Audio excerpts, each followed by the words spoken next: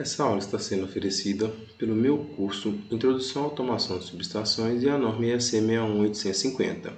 Lá você irá aprender de forma simples e objetiva os conceitos da automação baseada na norma EAC 61850. Escaneie o QR Code ou acesse o link na descrição para mais informações. Então vamos lá, algoritmos. Então aqui nós vamos, com relação ao algoritmo, isso aqui tem a referência também, da onde que é. Introdução, considera uma planta industrial hipotética representada na figura 1, composta por um transformador, TR1, que está aqui, e 3 centros de controle de motores, CCM1, CCM2 e CCM3. Visando atender a crescente demanda pelo produto, o corpo gerencial de engenharia da empresa decide por ampliar parte da planta. Diversos equipamentos foram comprados, porém, durante a etapa de aquisição do cubículo, que alimenta o TR2 e dos CCMs 4 e 5, a empresa passou por uma forte recessão. O cubículo que está aqui vai alimentar o TR2 e os CCMs 4 e 5 estão aqui embaixo. Devido a esse cenário, a opção que restou para prosseguir com o projeto foi reduzir os valores gastos com a aquisição e aproveitar alguns equipamentos existentes da empresa. Então, isso aqui é uma historinha hipotética. Você tem uma planta industrial, você fala que você vai aumentar ela, você compra o motor, você compra os painéis, e por algum motivo o cubículo que está aqui em cima, na hora que você foi comprar ele, você conseguiu comprar ele todo e você não tem dinheiro para comprar o relé. Então, você vai usar um relé existente, por exemplo, ou então um cubículo existente que você já tinha na sua planta, que ele não tinha um relé, e você só tem um relé eletromecânico que você vai colocar aqui, por exemplo. Então, é mais para contextualizar isso.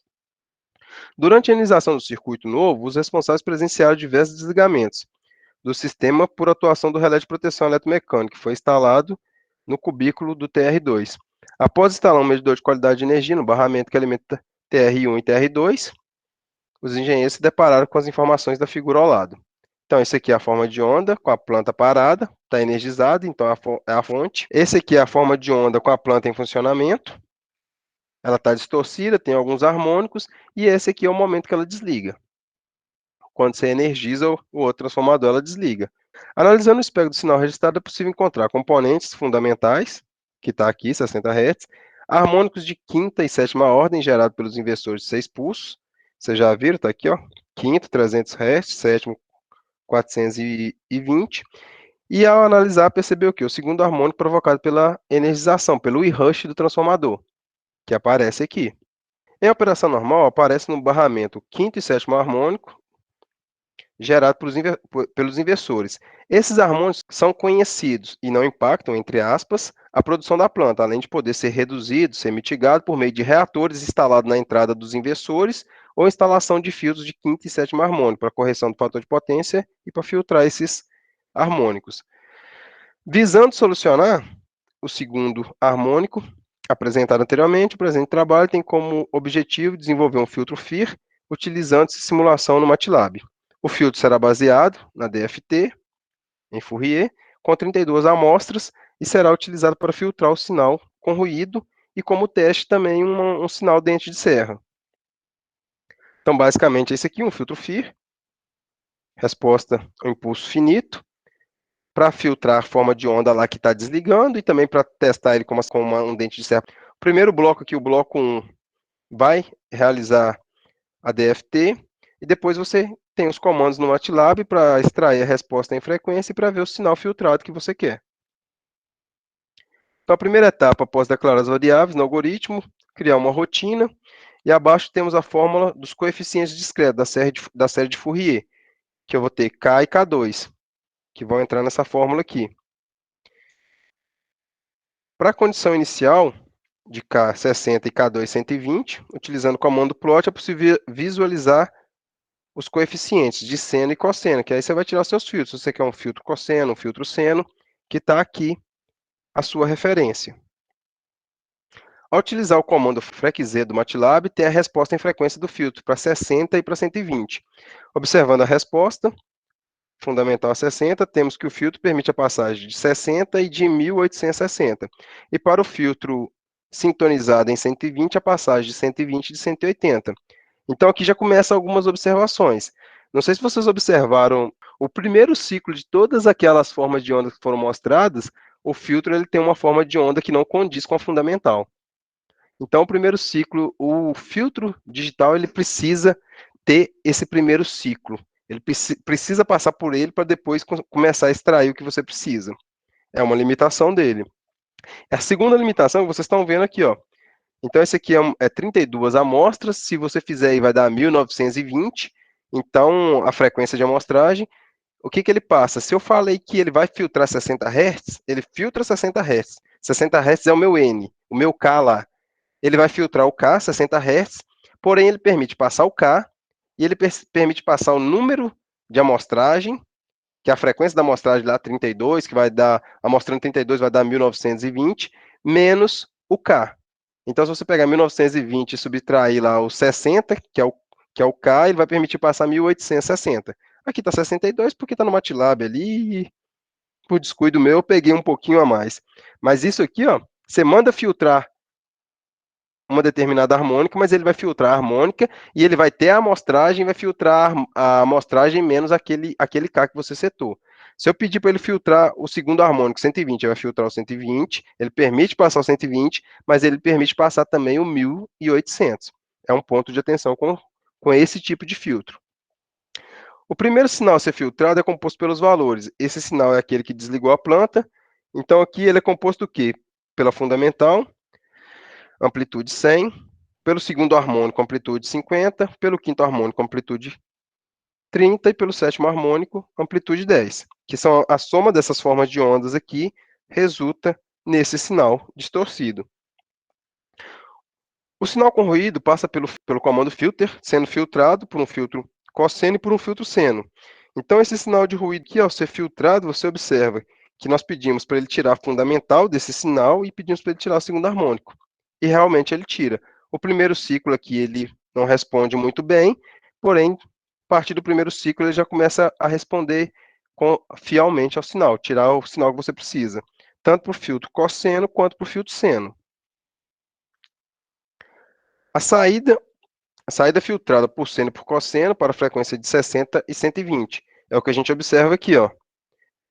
Então, você tem aqui para 60 Hz e para 120. O que você observa? Logo no início aqui, ele não responde bem. Você vê que o pontilhado rosa é o sinal da fundamental. A partir do primeiro ciclo aqui, ele já começa a tirar a fundamental. Ele consegue filtrar e responder corretamente. É aquele filtro lá que respondeu e que extraiu a fundamental e extraiu o segundo harmônico, com o filtro seno e o filtro cosseno, aqui embaixo, se passar um sinal de rampa nele, ele consegue extrair a fundamental e consegue extrair o segundo harmônico, tanto por filtro seno quanto por filtro cosseno. E você vai observar também aqui que está o sinal da rampa e que aqui ele está extraindo apenas o que a gente pediu. Como resultado final, você tem a entrada do ruído, ele responde bem, sai aqui em cima as formas de ondas que nós já vimos, tanto para 60 como para 120 Hz. E para o sinal dente de serra também ele consegue extrair o filtro, ele tira a fundamental e o segundo harmônico que a gente definiu, as frequências que a gente definiu. E quando você pega para analisar em frequência, ele vai te falar a frequência que ele permite passar, com aquelas observações que nós já falamos, no início e no final da amostra. No caso aqui, nós vimos lá que o sinal ele é composto pela fundamental, ele é composto pelo segundo harmônico, ele é composto pelo quinto harmônico e pelo sétimo harmônico. Para testar o filtro, o funcionamento dele, fora daqueles dois sinais que a gente já falou, o K e K2 foi alterado para o terceiro e para o quinto harmônico, respectivamente. Então, o terceiro harmônico vai passar em 180 e vai passar a 1740, e o quinto harmônico é 300 Hz, e ele vai permitir passar também 1620.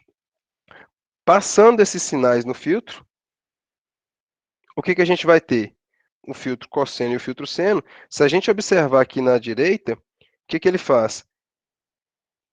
Na parte de baixo, o quinto harmônico ele existe, então ele filtra ele, você nota que existe o quinto harmônico, porém o terceiro harmônico passou o primeiro ciclo aqui, o terceiro harmônico não existe. Então ele percebe que essa forma de onda não existe terceiro harmônico nela. A gente viu anteriormente, quando ele filtra e tira o segundo harmônico, você consegue, se você tirou o segundo harmônico, a energização, você consegue fazer um bloqueio. É o terceiro harmônico, que é o que está te incomodando, você põe o filtro lá e sintoniza ele no terceiro harmônico. E ele vai te falar se tem ou se não tem terceiro harmônico nessa forma de onda. A frequência K e a frequência N-K passam pelo filtro, que é aquele problema que nós falamos. A forma de minimizar esse problema, entre aspas, é aumentar a frequência de amostragem e, como consequência, deslocar o N-K. Então, aqui, hipoteticamente, mas se você quiser resolver ele, se você aumentar ele, por exemplo, vai dar aí 7.000 e tantos a frequência, e ele permite passar os 60 Hz e o 7.620 e poucos, que ele vai permitir passar. E para o 120, o 120, 7.560. Aí vamos falar da amostragem. Para as proteções convencionais, para a maioria das proteções que a gente tem, um filtro de 16 amostras, ele é o suficiente. Às vezes você não vai fazer 128 amostras, porque costuma ficar inviável. E com 16 amostras você já consegue extrair o que você precisa. É lógico que aí você vai fazer a conta aqui, você vai ver que 16 amostras aí deve dar próximo de 900 Hz, alguma coisa desse tipo.